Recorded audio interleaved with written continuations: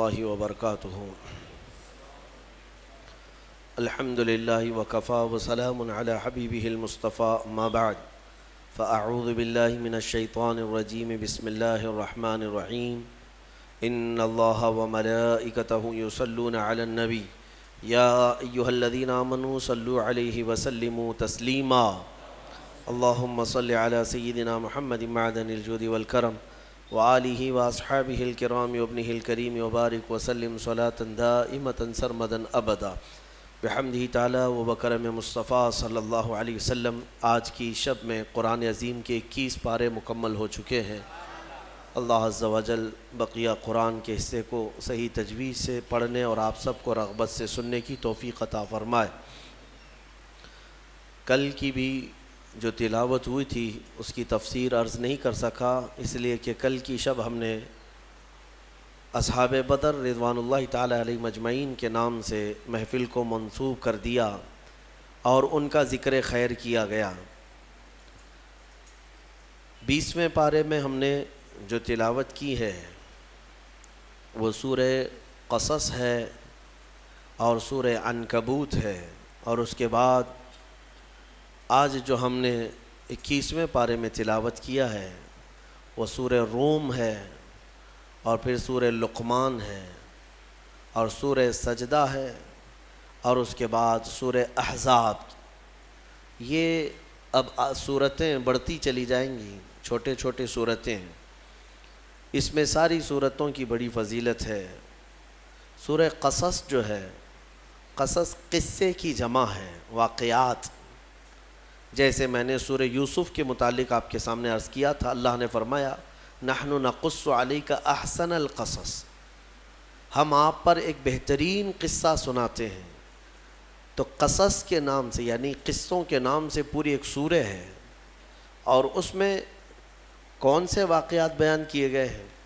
وہ سیدنا موسیٰ کلیم اللہ علیہ الصلوۃ والتسلیم کی پیدائش سے لے کر ان کے نبوت کے معاملات، اور پھر فرعون کے ساتھ ان کی جو مناظرے، مکالمے، مجادلے ہوئے، ان سب چیزوں کے متعلق اس میں بیان کیا گیا ہے. بات ایسی تھی کہ فرعون، ویسے میں آپ کو بتا دوں کہ فرعون کون ہے. فرعون صرف ایک شخص کا نام نہیں ہے. مصر کا جو بھی بادشاہ ہوتا تھا اس کا لقب فرعون ہوتا تھا. تقریباً 18 یا 19 فرعون آئے ہیں.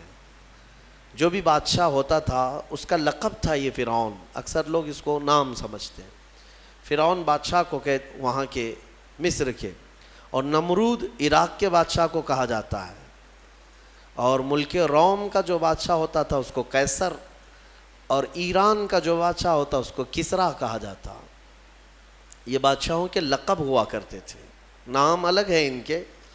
اب جو موسیٰ علیہ السلام کے زمانے کا فرعون تھا وہ بڑا جری تھا، اسے طاقت پر غرور بھی تھا، گھمنڈ بھی تھا. ایسا ہے کہ تقریباً 100 سال تک تو کبھی اس کو سردی بخار بھی نہیں آئے، بیمار کبھی نہیں ہوا. تو آدمی کو جب کوئی تکلیف نہ آئے تو وہ غرور میں بڑھ جاتا ہے، اور اسے ایسا لگنے لگتا ہے کہ میں سب سے پاورفل آدمی ہوں دنیا کا، مجھے کچھ ہو نہیں سکتا.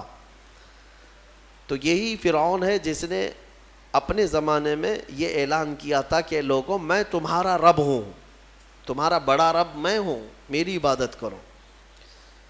بات تو چل رہی تھی، اور لوگوں کو اپنی خدمت پر معمور کرنے کی بجائے اپنی عبادت پر معمور کرتا تھا. ہزاروں لوگ اس کو سجدہ بھی کرتے. ایک دن ایسا ہوا کہ فرعون نے خواب دیکھا، آسمان سے ایک تارا ٹوٹ کر اس کی گود میں گرا یا اس کے محل پہ گرا، اور پھر آگ لگ گئی اس کے محل میں. وہ گھبرا کر کے اٹھا. صبح نجومیوں کو، کاہنوں کو بلایا کہ اس خواب کی کوئی تعبیر صحیح بتا دے. بہتوں نے الگ الگ تعبیریں بتائی. پھر جو بڑے ماہر نجومی تھے انہوں نے کہا کہ اس خواب کی تعبیر یہ ہے کہ بنی اسرائیل خاندان میں ایک بچہ پیدا ہوگا جو تیری سلطنت کو ہلاک کر دے گا، تیری سلطنت کے ہلاک کرنے کا باعث بنے گا. خواب کی تعبیر سننے کے بعد شاہی فرمان جاری کر دیا اس نے کہ بنی اسرائیل میں آج کے بعد جو بھی لڑکا پیدا ہوگا اسے مار دیا جائے گا، کیونکہ وہ بچہ کہیں سلطنت کی ہلاک کرنے والا پیدا نہ ہو جائے. تو یہ اعلان کے بعد بنی اسرائیل خاندان میں جو بھی لڑکا پیدا ہوتا اسے مار دیا جاتا. یذبح ابناءہم ویستحیی نساءہم.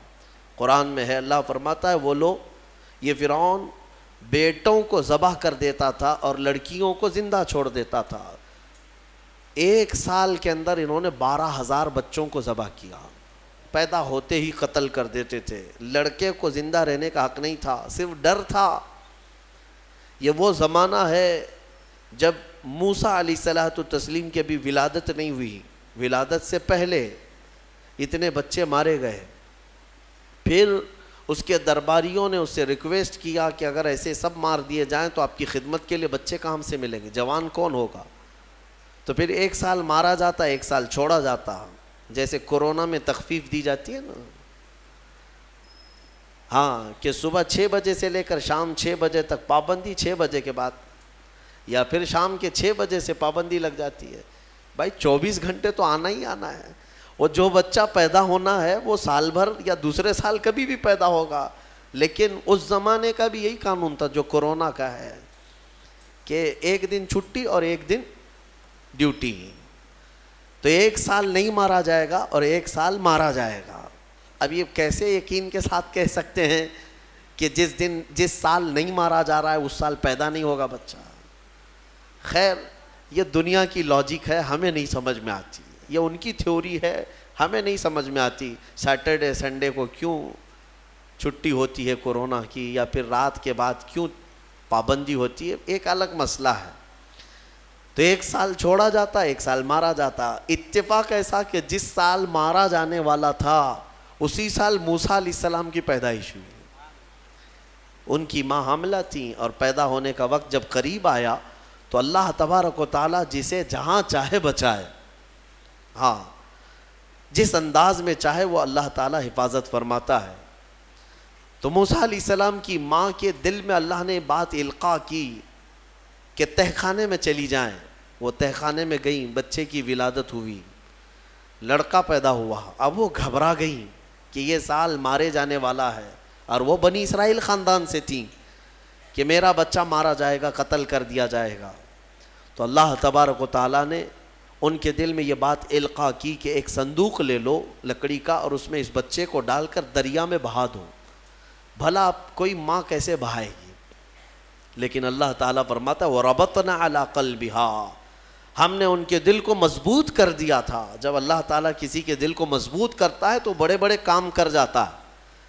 ان کی ماں صندوق میں رکھ کر کے بچے کو ایک دریا کے کنارے ڈال دیتی ہیں، بہا دیتی ہیں، اور اپنی بڑی بیٹی کو کہتی ہیں کہ دیکھتے رہنا یہ صندوق کہاں جاتا ہے. موسیٰ علیہ السلام کی جو بڑی بہن تھیں وہ دیکھتی ہوئی جا رہی تھیں اس صندوق کے پیچھے. صندوق بہتے بہتے بہتے ایک باغیچے کے کنارے لگا. وہ باغیچہ فرعون کا ہی تھا، اور فرعون کی بیوی وہاں پر ٹہلنے کے لیے شام کے وقت آیا کرتی تھی. جب وہ اپنی کنیزوں کے ساتھ وہاں آئی تفریح کے لیے تو ایک صندوق کو اپنے باغیچے کے کنارے لگا ہوا دیکھا. اٹھانے کے لیے کہا، اٹھایا گیا تو نہایت ہی خوبصورت بچہ. اللہ تعالیٰ نبیوں کو خوبصورتی دیا ہی ہوتا ہے. فرعون کے گھر میں کوئی بچہ نہیں تھا، اولاد نہیں تھی. تو فرعون کی بیوی نے اٹھا لیا اور کہا کہ لاؤ یہ بڑا خوبصورت بچہ ہے، حسین بچہ ہے، اور اپنے محل لے آئی. فرعون سے کہا کہ آج سمندر میں، دریا میں بہتا ہوا ایک بچہ کنارے پر آ لگا، میں نے اس کو اٹھا لیا ہے. فرعون نے کہا کہیں یہ بچہ تو نہیں جو میری سلطنت کو ہلاک کرنے کا سبب بنے گا. بیوی نے کہا ایسا کیسے ہو سکتا ہے، وہ تو بنی اسرائیل خاندان میں پیدا ہوگا، یہ تو کسی دریا سے بہتا ہوا آیا ہے، پتہ نہیں کون سے ملک سے آیا، کہاں سے آیا. تو بہرحال اس کی بیوی نے یہ کہا کہ اس کو مت مارو، لا تقتلوه عسى ان ينفعنا او نتخذه ولدا، قریب ہے کہ ہم اس سے فائدہ اٹھائیں گے یا اس کو بیٹا بنا لیں گے. بیوی کی بات پر راضی ہو گیا. فرعون جو ہے بیگم کی بات پر آ گیا اور اس کے بعد رکھ لیا بچے کو. اسی لیے کہا جاتا ہے عورتوں کے مشورے بہت ہی قیمتی ہوتے ہیں. بہرحال عورت کے مشورے پر عمل کرتے ہوئے اس نے رکھ تو لیا بچے کو. اب پرورش کی جب بات آئی، بچے کو دودھ پلانا ہے، تو دایاؤں کو بلایا گیا. شاہی خاندان میں بچے کی پرورش ہو رہی ہے، بہت ساری عورتیں آئیں، دودھ پلانے کی کوشش کرتی رہیں، موسیٰ علیہ السلام کسی کا دودھ نہیں پکڑتے تھے۔ ان کی بہن وہیں کھڑی تھی، اس نے کہا کہ میں ایک دایا کو جانتی ہوں جس کا دودھ ہر بچہ پی لیتا ہے۔ اس سے کہا گیا کہ بلا لاؤ۔ وہ جا کر اپنی ماں کو بلا لائی، اپنی ماں کو لے آئیں، اور ان کی ماں آئیں، موسیٰ علیہ السلام کو اپنے سینے سے لگائی تو دودھ پینے لگ گئے۔ تو سب میں یہ بات مشہور ہو گئی کہ یہ یہاں کی مشہور دایا ہے، اور یہ خاندان کے اندر رہے گی، شاہی خاندان میں، محل میں رہے گی، اور بچے کو پلانے کی اجرت بھی دی جائے گی، اجرت بھی دی جائے گی۔ فرعون کے گھر میں پرورش بھی، اور انہی کی ماں سے دودھ بھی پلانا، پھر پلس اس کی اجرت بھی دلانا، یہ شان ہے رب ذوالجلال کی۔ وہ جہاں چاہے جیسے چاہے پرورش فرمائے، حق کی حفاظت کرنا یہ مولا کی شان ہے۔ حق کی حفاظت وہ ہر زمانے میں کرتا رہتا ہے۔ اسی لیے کہا گیا ہے کہ اللہ تبارک و تعالیٰ جس چراغ کی حفاظت فرمائے، بڑی بڑی آندھیاں اس کو نہیں بجھا سکتی، اور جس کو بجھانا چاہے سارے انتظامات کے بعد بھی منٹوں میں اسے گل کر دیتا ہے۔ خیر، موسیٰ علیہ السلام فرعون کے گھر میں پرورش پاتے رہے۔ جب آپ کی عمر 2 سال کے قریب کی ہوئی، فرعون اور اس کی بیوی بیٹھے ہوئے تھے، موسیٰ علیہ السلام کھیلتے کھیلتے گود میں آئے اور فرعون کی داڑھی پکڑ کر اس کے منہ پہ تماچا لگا دیا۔ پہلی مرتبہ کسی نے بادشاہ کے منہ پر تماچا جڑا ہے تو بیٹا گھر کا، لیکن فرعون کو پہلی مرتبہ وہ زناٹے دار جو تھپڑ لگا، ہو سکتا ہے تارے نظر آ گئے ہوں، وہ گھبرا گیا، کہا کہ یہ بچہ ایسا کیسے مجھے مار سکتا ہے، ہاتھ کیسے اٹھا سکتا ہے۔ دسترخوان سے اٹھ گیا اور کہا اپنی بیوی سے، بیگم مجھے لگتا ہے یہی وہ بچہ ہوگا، یہی بچہ ہوگا جو سلطنت کے ہمارے خلاف جائے گا۔ پھر بیگم نے کہا ایسا کیسے ہو سکتا ہے، بچہ ہے، چھوٹا ہے، اور لاڑ پیار میں بچے ماں باپ کے ساتھ اس طرح کی حرکتیں کرتے ہیں۔ فرعون نے کہا نہیں، مجھے چیک کرنا ہے، یہ بچہ جاندار ہے، جانکار ہے، یہ جانتا ہے۔ تو پھر موسیٰ علیہ السلام کا وہاں پر امتحان لیا گیا۔ فرعون کی بیوی بچانے پر لگی ہوئی تھی۔ فرعون نے کہا کہ ٹھیک ہے، دیکھتے ہیں یہ کہ بچے کو سمجھ ہے یا نہیں ہے۔ امتحان کے لیے بیگم نے کہا ایک کام کرو، ایک برتن میں آگ کے انگارے دہکتے ہوئے کوئلے وہ بھی لائے جائیں، اور ایک برتن میں سفید پھول لائے جائیں۔ اگر بچہ عقل مند ہوگا تو پھولوں کو پکڑے گا، نہیں تو پھر یہ لال چیز کی طرف بچوں کا ہاتھ زیادہ جاتا ہے، آگ دیکھے گا۔ کہا ٹھیک ہے، یہ آزمائش کی جائے گی۔ ایک برتن میں آگ کے لال سرخ انگارے کوئلے لائے گئے، اور ایک برتن میں پھول لائے گئے، دونوں رکھے گئے۔ موسیٰ علیہ السلام کیا، ہر نبی ماں کے پیٹ سے ہی ہر چیز کو جانتے ہیں، اللہ تعالیٰ انہیں علم بھی نوازا ہے۔ موسیٰ علیہ السلام کو بلایا گیا، 2 سال کی عمر ہے کہ بچے ان دونوں میں سے کوئی چیز اٹھا لو۔ تو موسیٰ علیہ السلام کا ہاتھ پھولوں کے برتن کی طرف ہی بڑھنے لگا۔ یہ تو امتحان تھا۔ جبرائیل علیہ السلام اسی وقت نازل ہوئے اور آپ کا ہاتھ پکڑ کر کے آگ میں ڈالا۔ آگ میں سے ایک کوئلہ موسیٰ علیہ السلام اٹھائے اور اپنے منہ میں رکھ لیے، جس کی وجہ سے آپ کی زبان جل گئی، ہاتھ میں بھی آگ لگی۔ پھر فوراً ہٹایا گیا۔ فرعون کو وہ سیٹسفائیڈ ہو گیا کہ نہیں، یہ جانتا نہیں ہے، جانتا ہوتا تو آگ نہیں اٹھاتا۔ بہرحال موسیٰ علیہ السلام کو اس آگ کے کوئلے کے زبان پر رکھنے کی وجہ سے زندگی بھر اس کا اثر رہا، زبان میں زندگی بھر اثر رہا۔ پھر جوانی آئی موسیٰ علیہ السلام کی، اسی گھر میں پرورش پاتے ہوئے۔ پھر آپ وہاں سے نکلے اور آپ کی ماں نے آپ کو ساری چیزیں بتا دیں کہ ہم بنی اسرائیل سے ہیں، نبیوں کا خاندان ہے، اللہ تبارک و تعالیٰ کی عبادت پر ہم ہیں، اور فرعون ظالم ہے اور وہ اپنی پرستش کرواتا ہے، اپنی عبادت کرواتا ہے، لہذا ہم فرعون کے خاندان سے نہیں ہیں۔ تو موسیٰ علیہ السلام جوان ہونے کے بعد ان تمام سچویشن کو سمجھ چکے تھے، سارے حالات کو۔ ایک بار ایسا ہوا کہ موسیٰ علیہ السلام اپنی بستی سے باہر کی طرف جا رہے تھے، 2 لوگوں کو لڑتے ہوئے دیکھا۔ ایک بنی اسرائیل کا تھا، ان کے خاندان کا تھا، ایک فرعون کے خاندان کا تھا، یعنی فرعون کا جو خاندان تھا، عمالقہ ان کو کہتے ہیں، اور ان کو قبطی کہا جاتا ہے آج بھی مصر میں. تو قبط خاندان سے ہوا کرتے تھے. تو ان کا ایک آدمی اور ان کے خاندان کا ایک آدمی لڑ رہے تھے. تو ان کے خاندان کا جو آدمی تھا وہ پکارا موسیٰ علیہ السلام، ہائے ہائے میں مرا جا رہا ہوں، مجھے بچا لو موسیٰ، مجھے بچا لو. موسیٰ علیہ السلام آئے، دیکھا دونوں جھگڑ رہے ہیں. ایک تو اپنے خاندان کا تھا بنی اسرائیل، ویسی بھی بنی اسرائیل پر اس وقت بڑا ظلم کیا تھا فرعون نے. تو موسیٰ علیہ السلام نے موقع پاتے ہی، یعنی وہ فرعونی تھا، ایک گھونسا لگایا اس کو، ایک گھونسا اس کو لگایا، وہ زمین پہ گرا اور مر ہی گیا، ختم ہی ہو گیا. نبی کا پنجہ لگایا نا، نبی کے ہاتھ سے ایک مار کھایا اور مر گیا. فَوَكَزَهُ مُوسَىٰ فَقَضَىٰ عَلَيْهِ، قرآن میں ہے کہ ایک گھونسا لگایا اور اس کا کام تمام کر دیا موسیٰ علیہ السلام.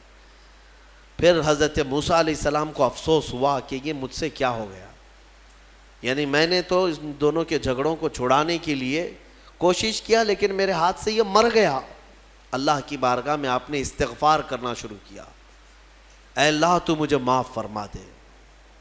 فغفر لہ، اللہ تعالیٰ نے معاف بھی فرمایا، آیتیں نازل ہوئی. پھر چند دن کے بعد ایسا ہوا، پھر ان کے خاندان والا بنی اسرائیلی ایک بار پھر کسی سے لڑ رہا تھا، دوسرا ہی دن تھا. موسیٰ علیہ السلام کو پھر آج اس نے پکارا. تب موسیٰ علیہ السلام نے کہا غلطی تو تیری ہی ہے، کل بھی تو ہی لڑ رہا تھا، آج بھی تو ہی لڑ رہا ہے، یعنی روز تو نے پیشہ بنا لیا لڑنے کا. تو موسیٰ علیہ السلام اپنا پنجہ لے کر اسی کی طرف آنے لگ گئے ہیں، یہ جو اسرائیلی تھا. تو وہ ڈر گیا، اس کو پتا تھا کہ کل کیا ہوا ہے، ایک گھونسا کھانے کے بعد ہوتا کیا ہے. تو چیخنے لگا، اتريد ان تقتلني كما قتلت نفسا بالامس، موسیٰ کیا تو مجھے بھی ویسے ہی قتل کرنا چاہتا ہے جیسے کل تو نے قتل کیا تھا. یہ کہتے ہوئے وہ جھگڑا چھوڑ کر بھاگ گیا. اب بھاگ کر جا کر فرعون کے خاندان والوں کو، بلکہ فرعون کو سب بتا دیا کہ موسیٰ بنی اسرائیل سے ہیں، اور ایک فرعونی کو، ایک تمہارے خاندان والے کو کل موسیٰ نے قتل کیا ہے. تو معاملہ بڑا بگڑ گیا. فرعون کے دربار میں یہ سب اس نے چغلی کیا. بتاؤ وہ کون تھا؟ بنی اسرائیل خاندان سے، موسیٰ علیہ السلام کے خاندان کا تھا، اور فرعون کے ہاں چغلی کیا ہے انہی کی. ہاں، اسی لیے کسی نے کہا ہے نا، ہماری کشتی وہیں ڈوبی جہاں پانی کم تھا. اکثر یہ دیکھا گیا ہے کہ درخت کو جس چیز سے کاٹا جاتا ہے ہوتی لوہے کی کلاڑی ہے، لیکن اس کو پکڑنے والی جو مٹھی ہوتی ہے وہ بھی لکڑی کی ہوتی ہے، لکڑی کی ہوتی ہے.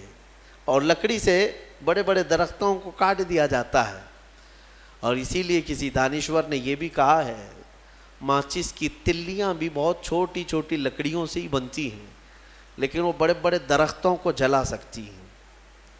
آپ اندازہ یہ کریں کہ اکثر اس دنیا میں دھوکہ یا اپنے لوگوں کے ذریعے سے پہنچتا ہے، اور یہ بڑا دھوکہ ہوتا ہے، یہ بڑا دھوکہ ہوتا ہے.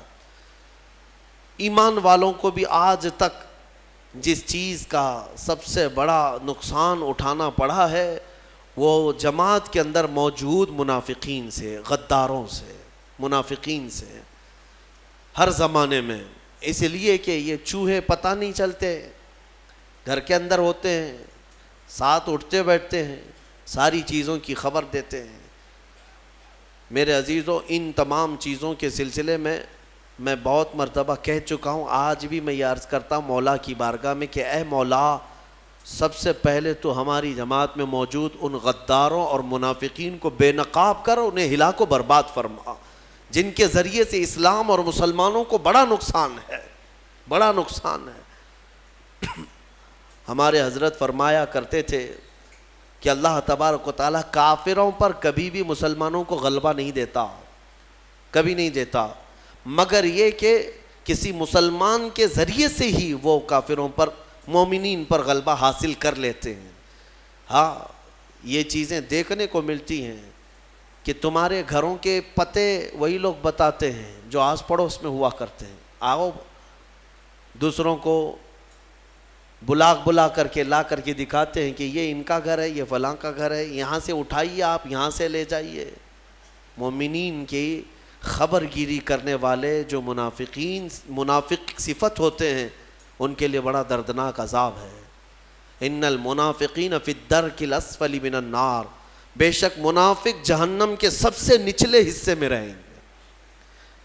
موسیٰ علیہ السلام کی چغلی کیا انہی کے خاندان کا آدمی فرعون کے ہاں جا کر بتایا۔ فرعون پوری تیاری کر کے کہا کہ موسیٰ کو پکڑو، اور میں پہلے سے کہتا آ رہا تھا کہ وہی بچہ ہے اور میرا گمان صحیح نکلا۔ اس بنیاد پر اس نے اپنی بیوی کو سزا دینا شروع کیا، حضرت آسیہ۔ اس بنیاد پر وہ عذاب اس قدر دیا کہ ان کے ہاتھوں پر میخ مار کر انہیں سلاتا تھا، ان کو بالوں سمیت چھت سے لٹکا دیا جاتا تھا۔ بہت شدت کی تکلیف دی حضرت آسیہ کو، کیونکہ وہ موسیٰ علیہ السلام پر ایمان لاتی، وہ موسیٰ کے خدا پر ایمان رکھتی تھیں۔ تو فرعون نے اپنے جاں بازوں کو، اپنے لڑاکوں کو بھیجا کہ موسیٰ کو پکڑو۔ وہ سب نکلے تو ایک ان کی اچھائی چاہنے والا، ان کا خیر خواہ شہر سے دوڑتا ہوا آیا۔ وجاء رجل من اقصى المدینة یسعی، دوڑتا ہوا آیا شہر سے اور کہا، قال یا موسیٰ ان الملأ یأتمرون بک لیقتلوک، فوج پیچھے سے آ رہی ہے تمہیں قتل کرنے کے لیے، تم یہاں سے فوراً نکل جاؤ، یہ بستی چھوڑ دو۔ حضرت موسیٰ علیہ السلام اس کی بات سن کر کے نکل پڑے۔ یہ مصر کی سرزمین تھی، چھوڑ کر کے آپ وہاں سے نکلے۔ فخرج منہا خائفا یترقب، وہاں سے خوف کے عالم میں نکلے تھے۔ موسیٰ علیہ السلام دوسری بستی پر چلے گئے، ایک ایسی جگہ پر گئے، یہ پورا واقعہ تفصیل سے سورہ قصص میں موجود ہے۔ ایک بستی پر پہنچے تو وہاں پر دیکھا ہے کہ ایک کنویں پر بھیڑ لگی ہوئی ہے، بہت ساری بھیڑ ہے، پانی کھینچ رہی ہیں۔ اس میں دو لڑکیاں دور شرماتے کھڑی ہیں، وہ پانی میں لینے کے لیے بھیڑ میں نہیں جا پا رہی۔ تو موسیٰ علیہ السلام بھیڑ کو چیرتے ہوئے آئے اور ان دو لڑکیوں کے لیے پانی آپ نے ڈول سے نکلوایا۔ آپ مضبوط تھے، قوی تھے، طاقتور تھے۔ پانی آپ نے نکالا اور پانی نکال کر ان دونوں لڑکیوں کو دیا۔ تو وہ جوان لڑکیاں تھیں، انہوں نے کہا کہ چلو، ہمارے باپ اس شہر کے بڑے نیک اور پرہیزگار آدمی ہیں، ہم تمہیں لے کر کے چلتی ہیں اور اپنے باپ سے تمہیں اجرت دلائیں گے۔ تم دیکھنے میں بڑے اچھے لگتے ہو، اجنبی ہو، مسافر ہو، اجرت دلائیں گے جو پانی تم نے ہمیں ڈول سے کھینچ کر دیا ہے۔ موسیٰ علیہ السلام ان کی بات پر چل پڑے۔ کہاں وہ دونوں لڑکیاں اپنے گھر لے آئیں۔ اپنے گھر لے آئیں تو ان کے والد جو تھے وہ کوئی عام انسان نہیں، وہ حضرت شعیب علیہ السلام تھے، اللہ کے نبی تھے۔ تو یہ دونوں نبی کی بیٹیاں تھیں۔ موسیٰ علیہ السلام آئے، پوچھا کہ تمہارے ساتھ کیا ہوا؟ موسیٰ علیہ السلام نے سارا اپنا واقعہ حضرت شعیب علیہ السلام کے پاس بیان کیا۔ تو حضرت شعیب علیہ السلام نے کہا، نجوت من القوم الظالمین، تم ایک ظالم قوم سے نجات پا کر کے آئے ہو، رہو ہمارے ہاں، رہو، کوئی حرج نہیں ہے۔ اب اجرت کیا دی جائے گی تمہیں جو ہماری بیٹیوں کو تم نے پانی کھینچ کر دیا؟ تو حضرت شعیب علیہ السلام نے کہا، قال احدى ابنتي هاتين على ان قالت احداهما، ان کی بیٹیوں میں سے حضرت شعیب علیہ السلام نے کہا، ہاں میں انی اريد ان انكحك، میں چاہتا ہوں کہ میری دونوں بیٹیوں میں سے ایک سے تمہارا نکاح کر دوں۔ کس بات پر؟ وہ اجرت کے طور پر نکاح بھی کر دوں گا، اور پلس مہر کیا رہے گا؟ مہر میں یہ رہے گا کہ میرے باغیچہ ہے ایک، اس باغیچے میں 8 سال تک تمہیں رکھوالی کرنی ہوگی، 8 سال تک۔ حضرت موسیٰ علیہ السلام نے کہا ٹھیک ہے۔ 8 سال کی بجائے 10 سال موسیٰ علیہ السلام وہیں رہے، شادی بھی ہوئی شعیب علیہ السلام کی بیٹی کے ساتھ، جن کا نام تاریخ میں حضرت صفورہ بتایا گیا ہے۔ حضرت موسیٰ علیہ السلام کا نکاح ہوا، وہیں رہنے لگے۔ 10 سال کے بعد موسیٰ علیہ السلام پھر اپنی بیوی کو لے کر، اپنے گھر والوں کو یعنی اپنی اہلیہ کو لے کر نکل پڑے۔ واپس پھر آپ سفر پر تھے، بیچ راستے میں آپ کو آگ کی ضرورت تھی۔ کھانا پکانے کے لیے اس زمانے میں ماچس نہیں، لائٹر نہیں، بلکہ ایک درخت کی ٹہنیاں ہوتی تھی، اس کو پتھر سے رگڑتے تھے تو آگ پیدا ہوتی تھی. وہ آگ کی ٹہنیاں، درخت ہی ایک آگ لگنے والا ہوا کرتا تھا.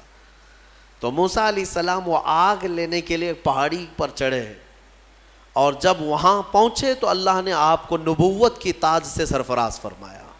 جبرائیل علیہ السلام آئے اور آپ کو نبوت کے اعجاز سے سرفراز کیا گیا اور اعلان کیا گیا کہ اے موسیٰ، آپ اللہ کے جلیل القدر نبی ہیں اور رسول ہیں. اب آپ جائیں، اپنی اہلیہ کو لے کر واپس فرعون کے پاس جائیے، پھر آنا ہے آپ کو فرعون کی اس بھری سلطنت میں. موسیٰ علیہ السلام پہلے اپنے گھر آئے، اور اس کے بعد حضرت موسیٰ علیہ السلام جب آئے اپنی بیوی کو لے کر، تو اللہ تعالیٰ نے فرمایا اب جاؤ فرعون کے پاس، اس کو ہدایت کی تلقین کرو، تبلیغ کرو، اس سے کہو کہ اللہ وحدہ لا شریک کی عبادت کرے. لیکن جانے سے پہلے موسیٰ علیہ السلام کو اللہ نے ایک اور ٹریننگ سے گزارا. آپ کے ہاتھ میں ایک لکڑی ہوا کرتی تھی، چھڑی، جو آپ کا عصا تھا. اللہ نے فرمایا اے موسیٰ، اس لکڑی کو زمین پر چھوڑو. آپ نے زمین پر چھوڑ دیا. قال القها یا موسیٰ فالقاها فاذا هي حیۃ تسعى. قرآن کہتا ہے جیسے ہی موسیٰ علیہ السلام نے زمین پر اس لکڑی کو ڈالا، وہ ایک خوفناک اژدہا سانپ بن گیا. اژدہا اتنا خطرناک کہ لوگ دیکھیں تو ہیبت طاری ہو جائے. موسیٰ علیہ السلام پیچھے ہٹ گئے. اللہ فرماتا ہے خذھا ولا تخف، پکڑ لو اس کو، ڈرو مت. موسیٰ علیہ السلام دوبارہ اس سانپ کو پکڑتے ہیں تو پھر سے وہ لکڑی بن گیا. یہ معجزہ تھا موسیٰ علیہ السلام کا کہ لکڑی کو زمین پر ڈالو تو سانپ رینگنے والا، اور ہاتھ میں لے لو تو پھر لکڑی. دوسرا معجزہ تھا آپ کا کہ حضرت موسیٰ علیہ السلام سے کہا گیا وَضْمُمْ يَدَكَ إِلَى جَنَاحِكَ تَخْرُجْ بَيْضَاءَ مِنْ غَيْرِ سُوءٍ. آپ اپنے ہاتھ کو، مٹھی کو اپنے جیب میں ڈالو. ادخل یدک فی جیبک. آپ اپنے جیب میں اپنی مٹھی کو ڈالو، ہاتھ کو، اور جب ہاتھ جیب میں ڈال کر باہر نکالتے تو پورے ہاتھ میں سورج سے زیادہ روشنی چمکتی تھی. ہاتھ یوں کریں تو بہت تیز روشنی کہ رات کے وقت اگر آپ ہاتھ نکالیں تو پورا اجالا ہو جائے. یہ دوسرا معجزہ تھا حضرت موسیٰ علیہ السلام. یہ دو معجزے دے کر اللہ نے بھیجا فرعون کے پاس، جاؤ اور اس کو ایمان کی دعوت دو. اور حضرت موسیٰ علیہ السلام گئے فرعون کے مقابل میں. فرعون سے کہا میں واپس آ چکا ہوں اور میں اللہ کا نبی ہوں، اللہ کا رسول ہوں. فرعون نے کہا کون سے خدا کی عبادت کرتے ہو، کون ہے تیرا خدا؟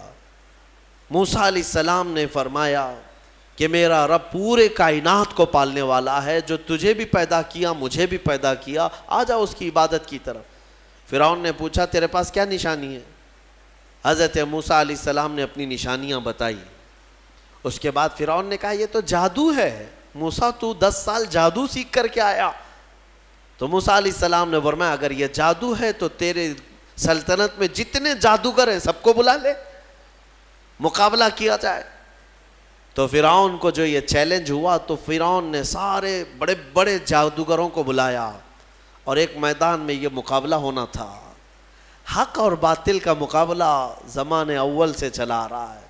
اقبال نے کہا ہے ستیزہ کار رہا ہے ازل سے تا امروز، شرار بولہبی سے چراغ مصطفی. ہمیشہ ایک میدان میں جب یہ مقابلہ ہونا طے پایا، بڑے بڑے جادوگر آئے. موسیٰ علیہ السلام نے کہا کہ تمہارا جو جادو ہے وہ بتاؤ. سب کے پاس چھوٹی چھوٹی رسیاں تھیں. وہ رسیاں انہوں نے زمین پر پھینکی تو سب رسیاں سانپ بن گئیں. سیم وہی چیز وہ بھی دکھانے لائے تھے. سب رسیاں سانپ بن گئی. شور مچ گیا. فرعون کے درباری کہنے لگے اتنے سانپ آ گئے.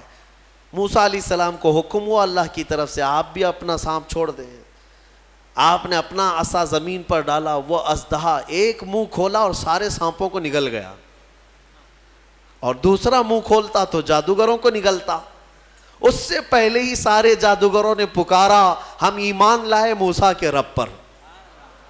موسیٰ علیہ السلام پر بھی ایمان لائے اور اس کے رب پر بھی ایمان لائے. سارے جادوگروں کی جو ٹیم تھی پورے موسیٰ علیہ السلام کے ہاں آ گئی. اب یہاں وجہ بتاتا ہوں. جادو کرنے والے اور مقابلہ کرتے, دوسرا جادو دکھاتے. جادوگر سے مقابلہ کر سکتا ہے لیکن نبی سے کیسے کر سکتا ہے؟ وجہ یہ ہے, یہ جو جادو دکھتا ہے نا, یہ حقیقت نہیں ہوتی. اس کو شعبدہ بازی کہتے ہیں, یعنی نظر بندی, صرف نظروں کا دھوکہ, اس کو جادو کہا جاتا ہے. اور جادوگر جانتا ہے کہ میں نے لوگوں کی نظروں کو دھوکہ دیا, لیکن اس کو پتا ہوتا ہے حقیقت کیا ہے. جادوگر نے رسی ڈالا, اس کی نظر میں رسی ہی ہے, دنیا کی نظر میں سانپ ہے. آپ نے بھی دیکھے ہوں گے بہت سارے شعبدہ بازی کرنے والوں کو, گلاس میں پانی لیا, یوں اچھال دیا, پھول نکل پڑے. ہاں, اور بہت سارے, ارے جیب میں سے انڈا نکالا, کبوتر بنا دیا, 1 2 3 4 کبوتر اڑانے لگے. یہ تو ڈکوسلا ہے, آستینوں میں چھپے ہوئے کبوتر ہوتے ہیں. لیکن باضابطہ جو شعبدہ بازی ہوتی ہے, یعنی نظر بندی, وہ اس طرح سے کی جاتی ہے. یوں ہاتھ اٹھائے اور میں یوں تمہارے سامنے سکے پھینک دیا, سونے کے سکے پھینکتے جا رہا ہوں, لیکن تم میں سے سارے لوگوں کو سکے نظر آ رہے ہیں. محفل ختم ہونے کے بعد ایک بھی سکہ ملتا کسی کو نہیں, اور نہ ہی جادوگر کو ملتا ہے. یہ شعبدہ بازی, نظروں کا دھوکہ. اور وہاں جو مقابلے میں آئے تھے موسیٰ علیہ السلام کے, وہ تو دیکھ رہے تھے کہ ہم نے جو رسیاں ڈالی ہیں, ہماری نظر میں رسیاں ہیں لیکن لوگوں کی نظروں میں سانپ ہے. لیکن موسیٰ علیہ السلام نے جو لکڑی ڈالی, وہ جادوگروں کو تو لکڑی دکھنا چاہیے کیونکہ وہ جادو جانتے ہیں, لیکن انہوں نے دیکھا موسیٰ علیہ السلام کی لکڑی لکڑی نہیں رہی, حقیقت میں سانپ بنا ہوا تھا. جادو اور معجزے میں فرق یہی ہے, جادو نظروں کا دھوکہ اور معجزہ حقیقت کی تبدیلی کو کہتے ہیں. حقیقت کی تبدیلی. حضرت موسیٰ علیہ السلام کا یہ معجزہ دیکھتے ہی وہ سارے جادوگر ایمان لے آئے. یہ موسیٰ علیہ السلام کی وہاں سے تبلیغ کا دور شروع ہوا. پھر زمانہ چلتا رہا, فرعون سے ان کے مقابلے ہوتے رہے. ایک وقت ایسا آیا کہ فرعون آپ کو ختم کرنے کے لیے 1,00,000 کی فوج کو جمع کیا, اور موسیٰ علیہ السلام اپنے ایمان والوں کو لے کر کے دوسرے علاقے کی طرف نکلے. سامنے سمندر اور پیچھے فرعون کا لشکر. آپ نے دعا کی کہ اے مولا, اس فرعون کے دبدبے سے میری قوم کو بچا لے. اللہ تعالیٰ نے حکم فرمایا سمندر میں عصا مارو. آپ نے عصا مارا تو 12 راستے نکل پڑے. موسیٰ علیہ السلام ان راستوں میں سے نکل کر کے دوسرے کنارے پہنچ گئے. فرعون نے سوچا کہ یہ راستے ہمارے لیے بھی ہیں. سارا اس کا لشکر اور فرعون سب انہی راستوں میں آئے. بیچ راستے میں جیسے ہی پہنچے, اللہ نے سمندر کو حکم دیا کہ واپس جیسا تھا ویسے ہو جا. سمندر مل گیا اور ساری فوج آن کے آن میں غرق ہو گئی, ختم ہو گئی. یہ فرعون کو ہمیشہ کے لیے پانی میں اللہ تعالیٰ نے غرقاب کر دیا, ڈبو دیا. یہ موسیٰ علیہ السلام کی جو فتح مبین تھی, وہ 10 محرم الحرام عاشورہ کا دن تھا. ایمان والوں کی جو فتح مبین تھی. ایک بات یاد رکھیں, اللہ رب العزت جب مدد فرماتا ہے تو کن کن وادیوں سے نکالتا ہے اور کیسی کیسی طاقتوں سے بچا لاتا ہے. آج بھی میں آپ سب سے یہی کہوں گا کہ اگر کوئی آج یہ سمجھتا ہے کہ میں فرعون ہوں تو انتظار کر کہ اللہ موسیٰ بھی بھیجے گا. ہاں, مدد اللہ تبارک و تعالیٰ اہل حق کی نازل فرمائے گا. شروع میں ہو سکتا ہے اہل حق کمزور نظر آئیں, چھوٹے نظر آئیں, اور ان کی بستیاں کمزور, ان کے اسباب کمزور, لیکن مولا کریم کی طاقت اور اس کی مدد کمزور نہیں ہو سکتی. آج جو حکومتیں ہیں یہ تو میرے عزیزو فرعون کے سامنے لونگ الائچی کے برابر بھی نہیں ہیں. اس کے پاس جو تھی طاقتیں, اس طاقت کے سامنے ان کی جو طاقتیں ہیں وہ لونگ الائچی کے برابر بھی نہیں ہے. اس کے پاس جو ذخیرے تھے, جو اسباب تھے, پوری دنیا پر حکومت کر چکا تھا, پوری دنیا پر. فرعون ایک ایسا شخص ہے جس نے پوری دنیا پر تنہا حکومت کیا ہے. ایک ملک کو لے کر کے اگر کوئی آنکھیں دکھا رہا ہو اور یہ سمجھے کہ ہمیں کوئی ہٹا نہیں سکے گا, رب ذوالجلال قانون قدرت یہ رکھتا ہے کہ جب وہ پوری دنیا پر بادشاہت کرنے والے کو پانی سے ہلاک فرمائے گا تو باقی یہ ساری طاقتیں کچھ نہیں. انتظار کرو، رب ذوالجلال کی پکڑ آنے والی ہے. ان بطش ربک لشدید، بے شک تمہارے رب کی پکڑ بہت سخت ہے. اللہ تبارک و تعالی ہم سب کو ظالموں کے چنگل سے نجات عطا فرمائے. ایمان والوں کو مولا تعالیٰ قوت حیدری عطا فرمائے. غیب سے مولا نصرت و کامیابی ہمارے لیے نازل فرمائے. آج کی جو تلاوت ہوئی سورہ روم، سورہ لقمان، سورہ احزاب یا سجدہ، انشاءاللہ العزیز کل کی تفسیر میں ان کو ملا کر کے عرض کرنے کی کوشش کروں گا. وآخر دعوانا ان الحمد للہ رب العالمین.